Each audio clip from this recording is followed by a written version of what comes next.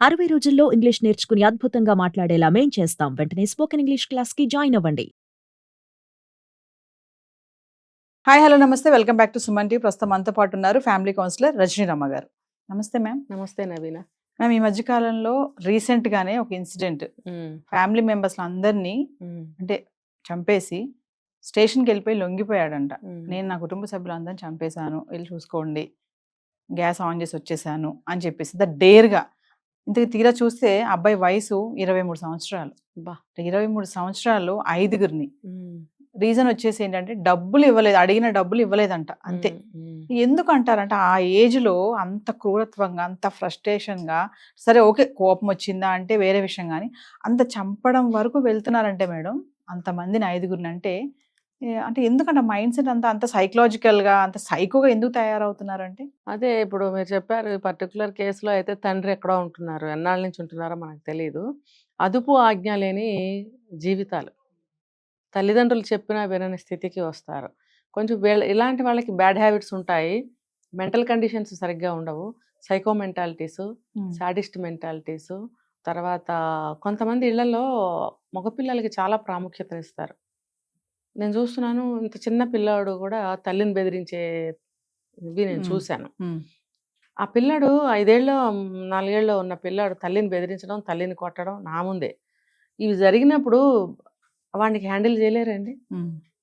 చేయలేకపోవటానికి reason వచ్చేసి father. ఆ father ఏం చేస్తాడో కొడుకు అదే చేస్తూ ఉంటాడు. అది పుట్టిన క్షణం నుంచి చూస్తున్నాడు, తండ్రి ఏం చేస్తే అది చేస్తున్నాడు.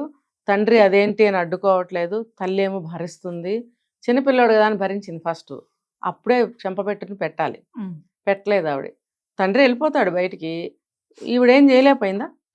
చేయలేదు. ఎందుకు చేయలేదో నాకు అర్థం కాలేదు. దానివల్ల ఏంటంటే అబ్బాయిలకి పెత్తనం ఇస్తారు ఇంట్లో, ఆటోమేటిక్గా లాక్కుంటారు పెత్తనాన్ని చిన్న వయసు అప్పటి నుంచి. తల్లి అనే విలువ తెలియదు, తల్లి అనే దానికి అర్థం తెలియదు. ఒక మనిషి అంతే, నాకు ఒక స్లేవ్ లాగా ఉంది, చేస్తుంది, పెడుతుంది. ఆటోమేటిక్గా తండ్రి భయం కూడా ఆ భార్య మీద ఉంటుంది, భర్త భయం కూడా. అమ్మో ఈ పిల్లాన్ని ఏమనంటే అతను ఊరుకోడు, ఏందే నా పిల్లాన్ని, నా కొడుకుని ఏమన్నావంట నువ్వు అని చెప్పి ఈ కొడుకు ముందే గుద్దటము, కొట్టడము, జుట్టు పట్టుకుని లాగడం చేస్తుంటే ఈ పిల్లాడికి అర్థమవుతుంది కదా, నన్ను ఏమనంటే మా నాన్న ఊరుకోడు అని చెప్పి తండ్రి ఉన్నప్పుడే కానీ తండ్రి వెళ్ళినప్పుడే కానీ హింసించడం తల్లిని.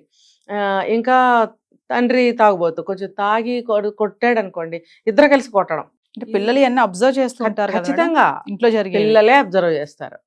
అది చాలా మైన్యూట్ విషయాలను కూడా వాళ్ళు బాగా గుర్తుపెట్టుకుంటారు. ఎందుకంటే ఆ చిన్న వయసులో వాళ్ళకి ప్రతి ఒక్కటి జ్ఞాపకం ఉంటుంది. పెద్ద అయిన తర్వాత చాలా మర్చిపోవచ్చు, చిన్నప్పటివి మాత్రం చాలా బాగా ప్రింట్ అయిపోయి ఉంటాయి. అవి చనిపోయే ఆఖరి క్షణాల్లో కూడా పుట్టినప్పుడు చిన్న వయసులో ఏం జరిగే గుర్తుంటాయి, మధ్యలో చాలా గుర్తుండవు, ఎందుకంటే ఆ మెమరీ అటువంటిది. సో ఆ టైంలో మనం ఎటు వంచితే అటు వంగుతారు వాళ్ళు. అదే మొక్క అంటారు కదా, ఆ మొక్కగా ఉన్నప్పుడే ఒక మంచి విషయాల వైపు వంక తీయాలి. అబ్బే వదిలేసి ఇట్లాంటి చెడు వాటికి మనం వదిలేస్తే చెడుకే లొంగుతారు. చెడుకే లొంగాడు. ఇప్పుడు ఆ అతిగారాపం వల్ల, అతి పెత్తనం ఇవ్వటం వల్ల ఏమవుతుందంటే ఇలా తయారవుతారు. ఆడిందే ఆట, పాడిందే పాట. తల్లులు కూడా ఏమి చేయలేరు, ఎందుకంటే తండ్రి ఊరుకోడు. ఊరుకోకుండా ఏంటి అన్నావంటే నా కొడుకుని అని చెప్పి మీదకి వస్తాడు. ఇంకా ఆవిడేం మాట్లాడలేదు. అతను లేనప్పుడు కూడా కొడుకుని పనిష్ చేయలేదు, చెప్తాడుగా వెళ్ళి, లేదా ఏడుస్తూ కూర్చుంటాడుగా, ఏంటని అడుగుతాడుగా, అయిపోతుంది అక్కడికి. ఇంకా ఈ రకమైన మెంటాలిటీ పెరుగుతూ రావటం వల్ల సైకోలుగా తయారవుతారు. ఇంకా దానికి తోడు చదువు సంఖ్యలు సరిగ్గా అబ్బవు. ఒక్కొక్కరికి అబ్బుతాయి, అది వాళ్ళు తెలివితేటలు ఉన్నవాళ్ళు బాగా చదువుతారు కూడా. మరి ఒక్కొక్కరు చదవరు, ఆవారాలాగా తిరుగుతూ ఉంటారు. ఉన్న వరకు డబ్బులు ఇంట్లోంచి లాక్కెళ్ళిపోయి వ్యసనాలకి, చిన్నప్పుడే వ్యసనాలకి లోన్ అవుతారు. ఇంకా ఈ అబ్బాయి కూడా ఏమన్నా డ్రగ్స్ వాటికి అలవాటు పడి ఉంటాడు కదా, ఖచ్చితంగా డ్రగ్స్ అలవాట్లు ఉంటాయి, ఆ డ్రింకింగ్ అలవాటు ఉంటుంది. తండ్రి ఇక్కడ లేకపోవటం వల్ల, ఒకవేళ తండ్రి మంచివాడైనా సరే తండ్రి అదుపు లేదు ఇక్కడ, దూరంగా ఉండి ఎంతని చెప్తారు. ఒకవేళ తండ్రి మనస్తత్వం ఏంటో మనకి ఇప్పటివరకు తెలియదు. తండ్రి కూడా కొడుక్కే సపోర్టర్ అనుకోండి, మరి ఆ కొడుకు ఆగడాలు సాగుతాయిగా బాగా. మేబీ ఇదే కరెక్ట్ అయి ఉండొచ్చు.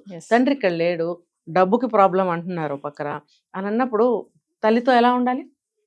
అలా లేకుండా తల్లి మెడలో గొలుసు లాక్కోవడము, తల్లిని చంపేయడము, మళ్ళీ వెళ్ళి అమ్మమ్మని చంపడము, తర్వాత బాబాయిని చంపడము, తమ్ముడిని చంపడం, ప్రియురాల్ని చంపడం. ఒక చైన్ ఏంటి అంటే అతనిలో ఒక సైకో మెంటాలిటీ, మెంటల్ కండిషన్ కూడా సరిగ్గా ఉండదు. ఒకవేళ వాళ్ళ వంశంలో కూడా ఎవరన్నా అలాంటి పిచ్చి చేష్టలు చేసేవాళ్ళు, వెధవలు ఎవరన్నా ఉంటే ఉండొచ్చు. ఆ జీన్స్, జెనెటికల్ ఇది కూడా వస్తుంది వీళ్ళల్లో. చూడండి 2-3 తరాల వెనకాల ఎవరికైనా ఏదైనా ఒకటి ఉంటే ఖచ్చితంగా 3వ తరంలో వస్తుంది. ఓకే. ఒకవేళ 3వ తరంలో రాకపోతే 7 తరాల్లో ఖచ్చితంగా ఏదో ఒక తరంలో ఆ క్వాలిటీ, ఆ హ్యాబిట్ వస్తుంది, మంచి అయినా చెడైనా. అంటే మేడం ఇవన్నిటికీ కూడా ఇప్పుడు సోషల్ మీడియా, తీసే సినిమాలు, సిరీస్ ఇవి కూడా కారణం అంటే ఏమంటారు మీరు? ఒక కారణం కాదు, మెయిన్ కారణం అదే ఉంటుంది. అవన్నీ చూసే కదా నేర్చుకుంటున్నారు ఎలాగ చేయాలి ఏంటి అనేది. ఆ చైన్ తీసుకొని వెళ్ళిపోయి దాన్ని తాకట్టు పెట్టి ఆ డబ్బులు తీసుకొచ్చి కొడవలో ఏంటో సుత్తి హ్యామర్ ఏదో కొన్నాడంట. అంటే ఆ సుత్తితోటి అనేక సార్లు తలపైన కొట్టడం లాంటివి అదే దాంతో అందరితో చేశాడు. అంటే అందరినీ చంపాలనే ప్లాన్ ముందు నుంచే వేసుకున్నాడు. చైన్ లాగా చంపేసి, ఎందుకంటే సాక్ష్యాలు ఎక్కడ దొరకకుండా. ఎవరెవరి మీద కొంచెం కోపం ఉందో చూడండి, ఇలాంటి వాళ్ళు కొంచెం కోపం ఉంటే అతిగా రియాక్ట్ అవుతారు. ఇంతమందిని చంపాల్సిన కండిషన్స్ ఏంటి అతనికి? ఎక్కడో ఏదో ఒక చిన్న చిన్నవి ఉంటాయి, అది నువ్వే సరిపెట్టుకోలేకపోతున్నావు. అవతలాడు తప్పని మనం చెప్పకూడదు. ఇతనే సరిపెట్టుకోలేకపోయాడు. సరిపెట్టుకోలేక ఒక చైన్ లాగా అందరినీ తీసేశాడు లైన్గా. ఇప్పుడు అంతా చేసిన తర్వాత మళ్ళీ భయం పట్టుకుంది అతనికి. ఆ భయం పట్టుకుని ఏం చేశా, భయం పట్టుకోవడం కూడా కాదు, నేను హీరోని, నేను తప్పు చేసి నేను అంటారు కదా చంపి జైలుకన్నా వెళ్తాను కానీ నేను క్షమించను, ఆ మనస్తత్వం. అట్లా వెళ్ళిపోయి లొంగిపోయి ఉండొచ్చు. ఏమైనా ఇంకా అవి బయటికి రావాల్సిన ఉంది, ఇంకా బయటికి ఇంకా సాక్ష్యాలు అవన్నీ ఆధారాలు.